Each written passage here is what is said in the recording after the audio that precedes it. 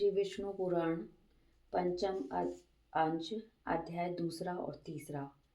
भगवान का गर्भ प्रवेश तथा देवगण द्वारा देवकी की स्तुति। भगवान का आविर्भाव तथा योग माया द्वारा कंस की वंचना। श्री पराशर बोले, हे मित्र देव श्री विष्णु भगवान ने जैसा कहा था उसके अनुसार जगत दात्री योग माया ने 6 गर्भों को देवकी के उदर में स्थित किया और 7वें को उसमें से निकाल दिया। इस प्रकार 7वें गर्भ के रोहिणी के उदर में पहुंच जाने पर श्री हरि ने 3 लोकों का उद्धार करने की इच्छा से देवकी के गर्भ में प्रवेश किया। भगवान परमेश्वर के आज्ञा अनुसार योग माया भी उसी दिन यशोदा के गर्भ में स्थित हुई। हे द्विज, विष्णु अंश के पृथ्वी में पधारने पर आकाश में ग्रहगण ठीक ठीक गति से चलने लगे और ऋतुगण भी मंगलमय होकर शोभा पाने लगे। उस समय अत्यंत तेज से दीप्यमान देवकी जी को कोई भी देख न सका। उन्हें देखकर चित्त थकित हो जाते थे।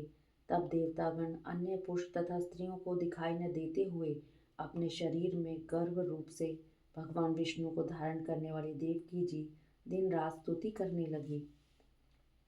देवता बोले, हे शोभने, तू पहले ब्रह्म प्रतिबिंब धारिणी मूल प्रकृति हुई थी और फिर जगत विधाता की वेद गर्भा वाणी हुई। हे स्नातने, तू ही सृज्य पदार्थों को उत्पन्न करने वाली और तू ही सृष्टि रूपा है। तू ही सबकी बीज स्वरूपा यज्ञमयी वेद त्रयी हुई है। तू ही फलमयी यज्ञ क्रिया और अग्निमयी अरणी है। तू ही देव माता अदिति और दैत्य प्रसूदिति है। तू ही दिनकरी प्रभा और ज्ञान गर्भा गुरु शुश्रा है और तू ही न्यायमयी परम नीति और विनय संपन्ना लज्जा है। तू ही काममयी इच्छा संतोषमयी तुष्टि बोध गर्भा प्रज्ञा और देव धैर्य धारिणी धृति है। ग्रह नक्षत्र और तारागण को धारण करने वाला तथा वृष्टि आदि के द्वारा इस अखिल विश्व का कारण स्वरूप आकाश तू ही है। हे जगतरात्री, हे देवी, ये सब तथा और भी शास्त्रों और असंख्य विभूतियां इस समय तेरे उदर में स्थित हैं।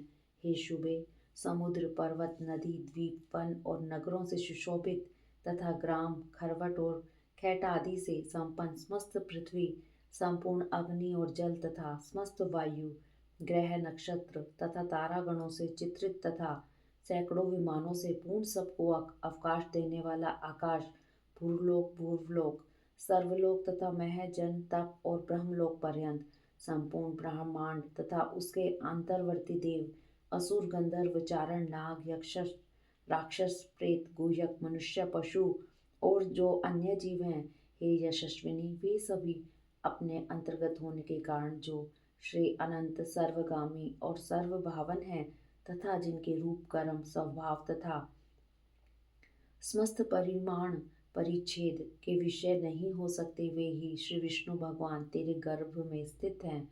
तू ही स्वाहा सवधा विद्या सुधा आकाश स्थिता ज्योति है।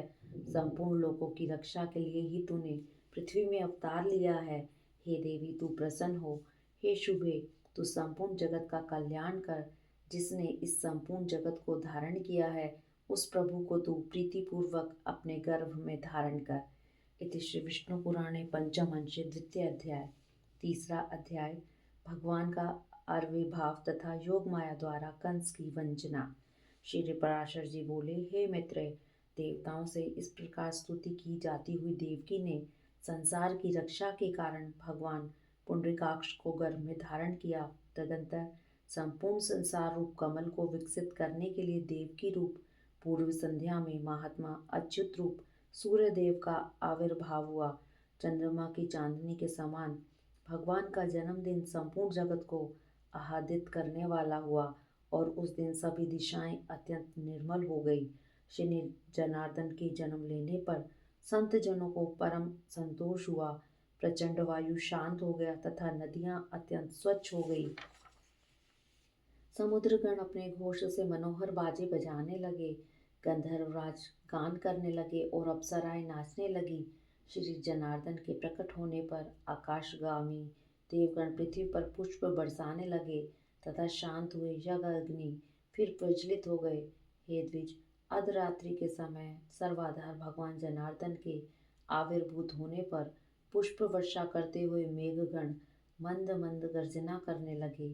उन्हें खिले हुए कमल दल की सी आभा वाले चतुर्भुज और वक्षस्थल में श्रीवत्स चिन्ह सहित उत्पन्न हुए देख आनक दुदुम्भी वसुदेव जी की स्तुति करने लगे।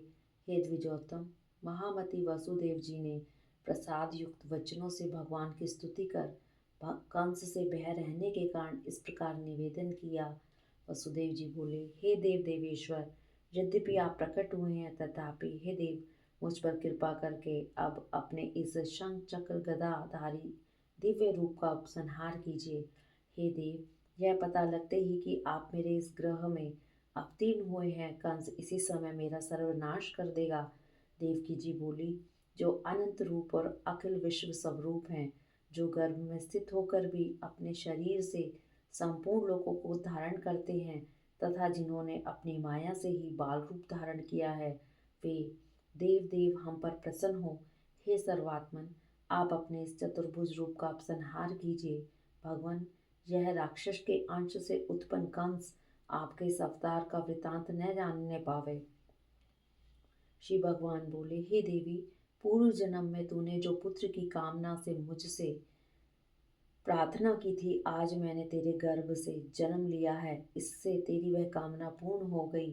श्री पराशर जी बोले, हे मुनिश्रेष्ठ, ऐसा कहकर भगवान मौन हो गए तथा वसुदेव जी भी उन्हें उस रात्रि में ही लेकर बाहर निकले।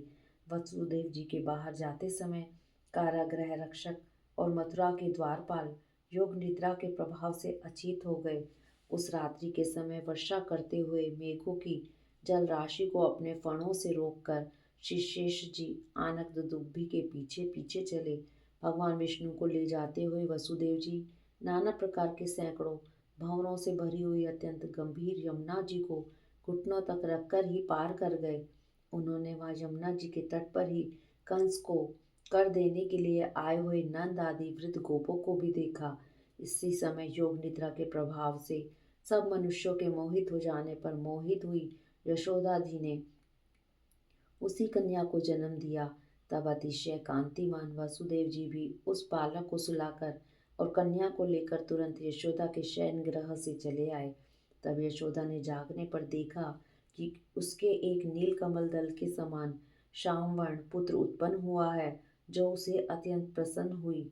इधर वसुदेव जी ने कन्या को ले जाकर अपने महल में देवकी के शयन गृह में सुला दिया और पूर्ववत स्थित हो गए।